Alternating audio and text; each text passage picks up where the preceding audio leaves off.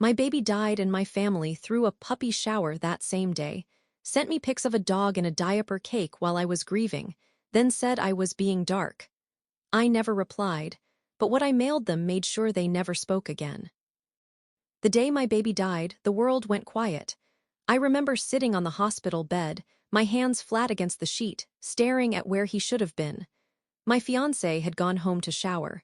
My mom said she'd need a minute before visiting. The machines around me were silent. Then my phone buzzed. It was a group text. My sister, mom, and dad family group chat. A photo. At first, I couldn't even understand what I was seeing. It looked like a baby shower setup, pink and blue balloons, streamers, a table full of gifts. Then I realized there was a dog sitting in the middle of it, wearing a onesie, with a stupid diaper cake behind it. My sister wrote, "Welcome home, baby Daisy. We're parents now." They all commented under it. My mom said, "So cute, can't wait to meet my new grandbaby." My dad added, "Finally, a grandchild we can actually spoil." I dropped my phone. I just stared at it on the floor. My hands started shaking so bad I could barely pick it up again. I didn't even cry right away. I just felt hollow, like something behind my ribs collapsed. Later, when I finally texted my mom privately and said, "I lost him today," she responded with, "Oh, sweetheart, don't be dark. You'll have another one someday. Try to think positive." Positive, I stopped responding. I stopped talking. I stopped everything. For 3 days, no one called, no one came. They just kept sending pictures of that dog in baby clothes, posting it all over Facebook like it was their new obsession. By the time I came home from the hospital, the sympathy flowers had wilted, and my fridge was still full of milk I'd pumped and labeled with dates that no longer mattered. Every bottle was like a countdown that ended in nothing. I remember sitting at my kitchen table, scrolling through their photos again, the ones they'd tagged me in. "Grandparents celebrate baby Daisy. So proud of our little fur family." My fiancé told me to block them. He said they were just coping badly. But I couldn't block them. I needed to look.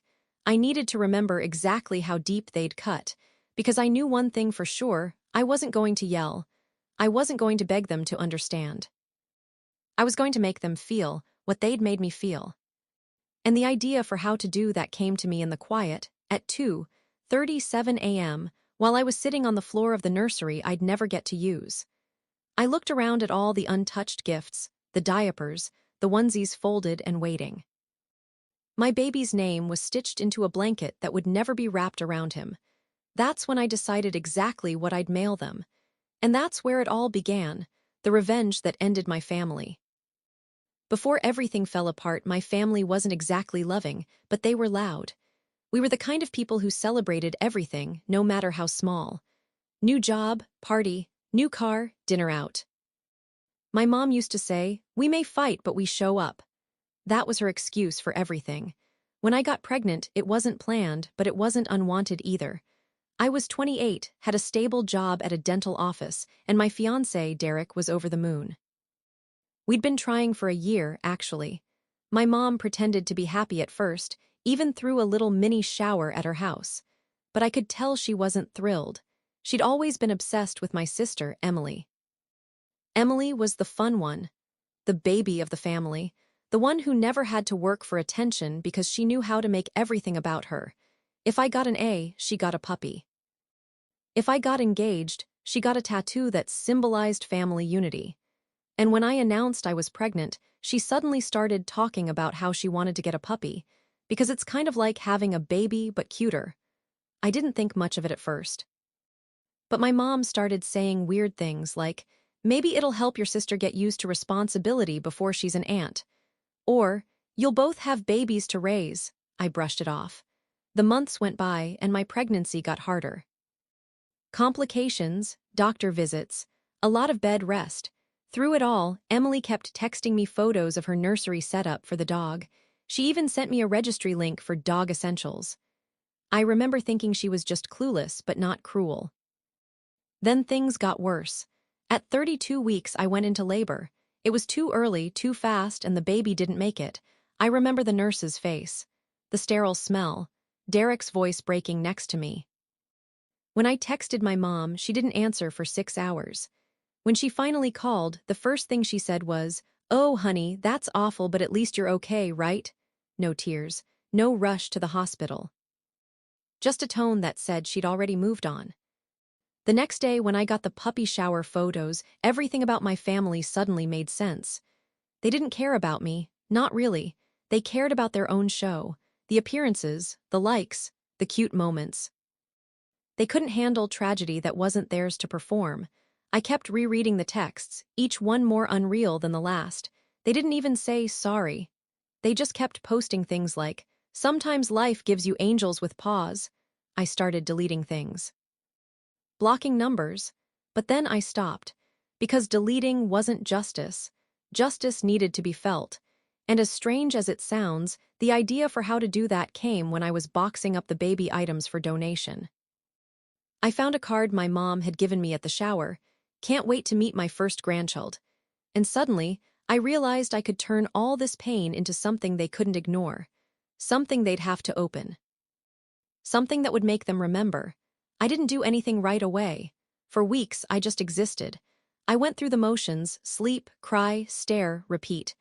Derek tried to help, but there's no real way to comfort someone who's staring at an empty crib every morning. The silence of that room ate at me. Meanwhile, my family didn't just move on, they performed moving on. Emily started a whole Instagram for the damn dog. At Puppy Daisy Diaries. She'd caption posts with things like, "Being a mom is exhausting but so worth it." My mom and dad commented under every post with things like, "Grandparents love you, Daisy." Each post felt like another slap in the face. It was like they were mocking me, using my grief as a backdrop for their cute little charade. Then one afternoon, while I was scrolling through Emily's profile, I saw something that made my chest burn. A photo of Daisy wearing the same blanket I'd made for my baby. The one I'd stitched his name into by hand. I froze. I zoomed in just to make sure. It was unmistakable, the same fabric, same stitching. My baby's name half covered by the dog's paw. I texted my mom, shaking, "Why does Emily's dog have my baby's name's blanket?"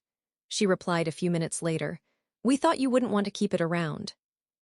It was just sitting in the nursery, sweetie. Better for it to be used than thrown away." I swear I stopped breathing for a full 10 seconds. I didn't even text back. I walked into the nursery, looked at the empty shelves, the bare crib, the boxes where I'd packed his things, and I felt this switch flip inside me. For the first time since it happened, I didn't cry. I didn't shake. I just thought. They took the only thing that mattered to me and turned it into a prop. That's when I started making a list. I wrote down every item they ever given me at my baby's shower, everything they'd probably forgotten about by now. The onesies, the bibs, the stuffed animals, the cards. Then I wrote next to each one what it meant to me now.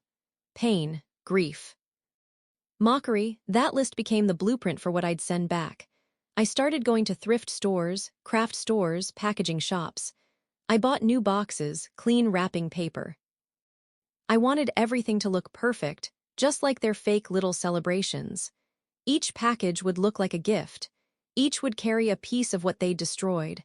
But the best part, the part that made my hands stop trembling when I thought about them, was that none of them would know what was coming.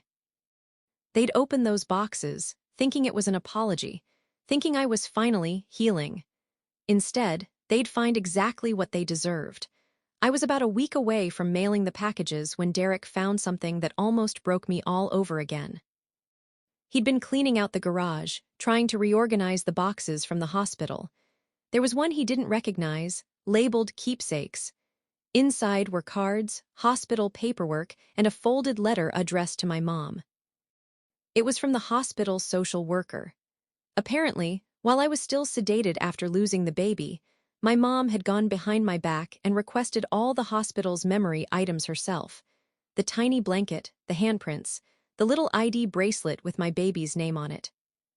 She told them, "My daughter doesn't want to see these. It's too hard for her. I'll keep them safe." That was a lie. I'd been asking about those items for days, but the nurses said they were misplaced. I thought it was a clerical thing. My mom had taken them. When I called the hospital records office and asked who signed for them, they confirmed it, her signature. The date was the day after I'd given birth. I hung up and went straight to her Facebook.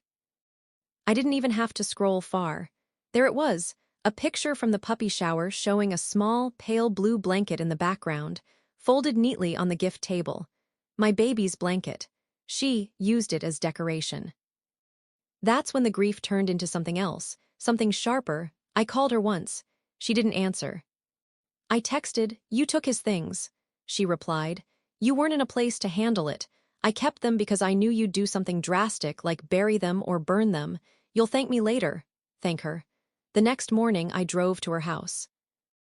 Derek begged me not to go, but I had to see it for myself. When I got there, I didn't even knock. I just walked in. The living room was full of balloons and pet toys. The blanket was draped over the back of the couch like a casual throw. My mom came in, smiling, holding Daisy in her arms like a toddler. "Oh, honey," she said, "you shouldn't be here like this. It's not healthy." I didn't yell. I didn't scream. I just stared at that blanket and said, "Give it back." She sighed like I was exhausting her.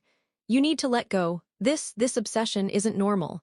And then Emily came in from the kitchen, rolling her eyes. "Are we really doing this again? Mom, I told you she wasn't ready to see Daisy. She's still dark." I left without saying another word, but that night I finished the packages. And I added something new, something that would make sure they could never hide from what they'd done. Because now, it wasn't just about grief. It was about making sure they saw themselves.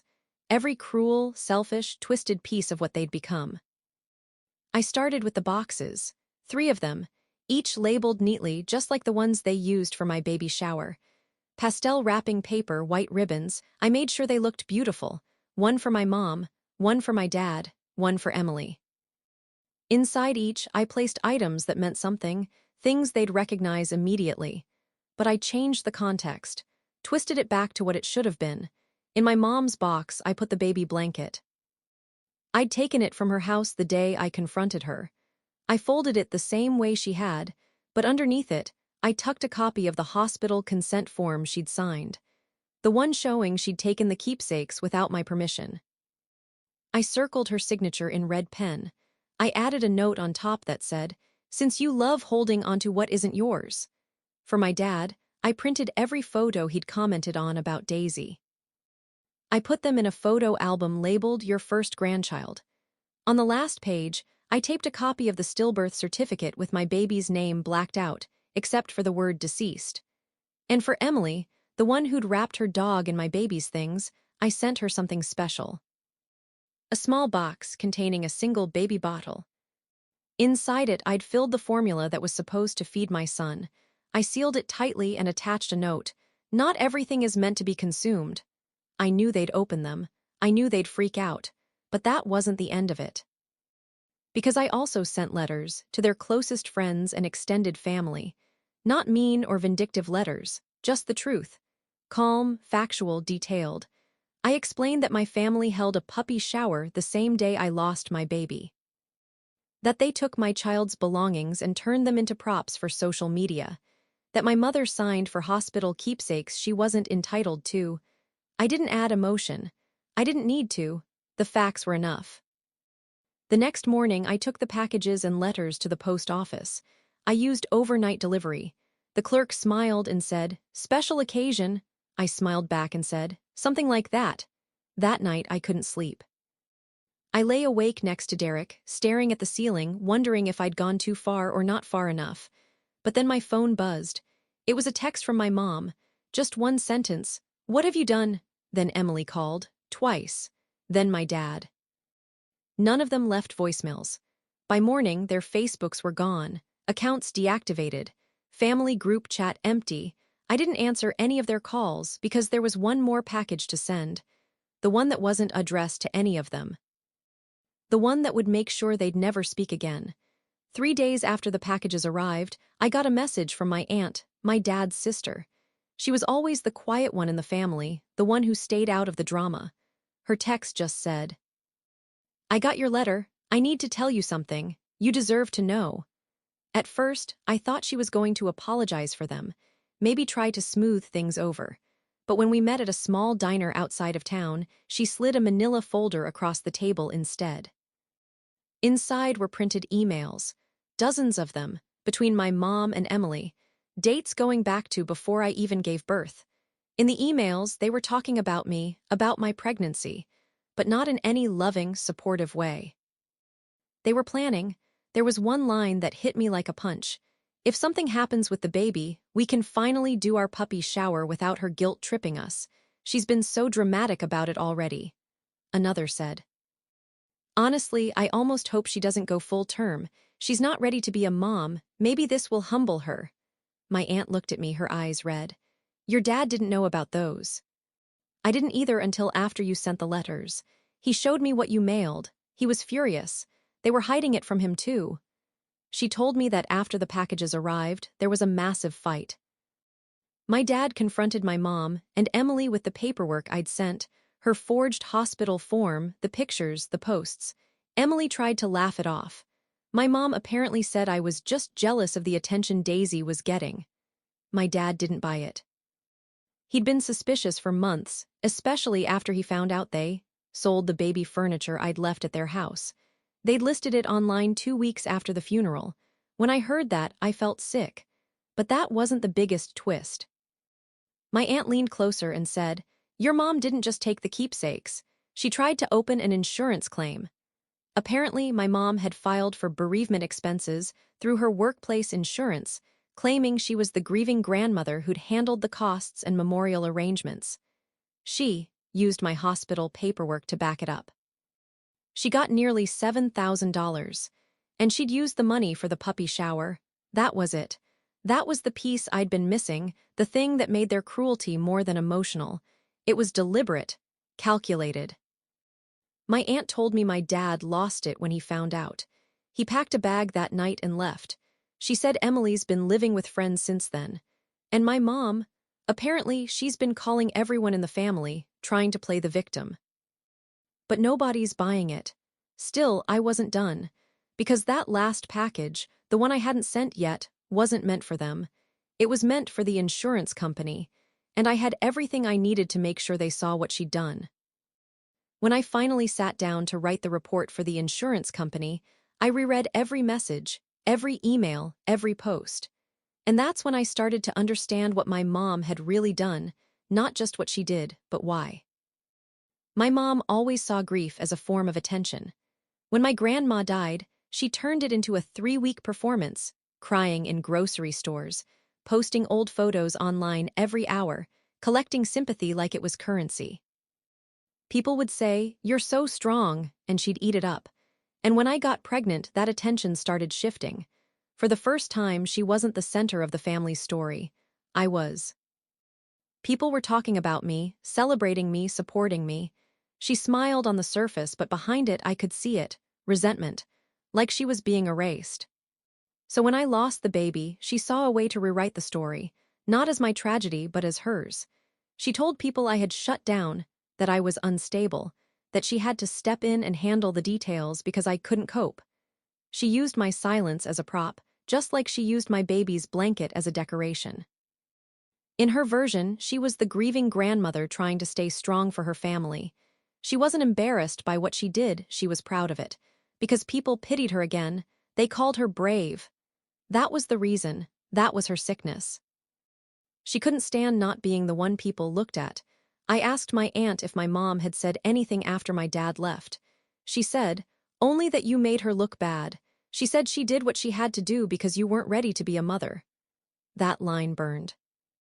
She convinced herself that everything she'd done, stealing from the hospital, selling the furniture, throwing that stupid puppy shower, was all for my own good. But really, it was about power. My mom wanted control over the story, the sympathy, the grief. She wanted to decide how I mourned, and when I didn't perform it the way she wanted, she replaced me with a dog and a diaper cake. I sat in my car after hearing all that, gripping the steering wheel so hard my knuckles went white. It wasn't madness. It wasn't a breakdown. It was cruelty, cold, deliberate, practiced cruelty. And when someone like that loses control of the narrative, they unravel. I was about to make sure she unraveled completely. I mailed the final package on a Monday morning. It was addressed to the HR department of my mother's workplace, the same company that paid out her bereavement claim. Inside, I included copies of everything: the insurance paperwork she'd forged, her fake expense list, and screenshots of her social media posts from the puppy shower. I even highlighted the exact date, the same day listed on the hospital report of my baby's death. I didn't include a note. I didn't need to. The timeline spoke for itself. 2 weeks later, word got back to me through my aunt. My mom had been fired. HR launched an investigation, found she'd lied about the claim, and demanded repayment. When she couldn't cover it, they contacted their legal department. There might be charges. Apparently, she tried to spin the story one last time, telling everyone it was all a misunderstanding, that I'd hacked her files out of spite. But my aunt said HR already verified the emails came from her work address, and the claim form matched her handwriting. There was nothing left to twist. After that, my dad filed for divorce. He told her he wanted nothing to do with a woman who could exploit her daughter's dead child for attention. Those were his exact words. My aunt said Emily screamed at her mom during the last fight they had, something about, "How could you drag me into this?" and stormed out. No one's heard from her since. The last message I got from my mom came a month later. Just one line, "You destroyed our family." I didn't reply, but I remember thinking, "No, Mom. You did that the second you used my loss as your costume. It's been nearly a year now. The nursery's gone. Derek and I moved to a smaller apartment in a different part of town. We keep it quiet. No pictures, no reminders. Just space to breathe." Sometimes I think about that day, the photos, the diaper cake, the silence that followed, and I still feel that ache deep and dull. But now, when I picture my mom's house, I don't see balloons or fake smiles. I see the ruins of what she built on lies. The revenge didn't bring my baby back. Nothing could. But it took back my story. It made sure the people who twisted my grief into something performative had to choke on their own cruelty. And maybe that's the only justice that really exists for people like them, the kind that doesn't come with screaming or threats, but with quiet exposure. The kind that leaves nothing left to say. When I sealed that last envelope, I whispered something out loud just once. "You can't throw a party for cruelty and call it love." And I meant it.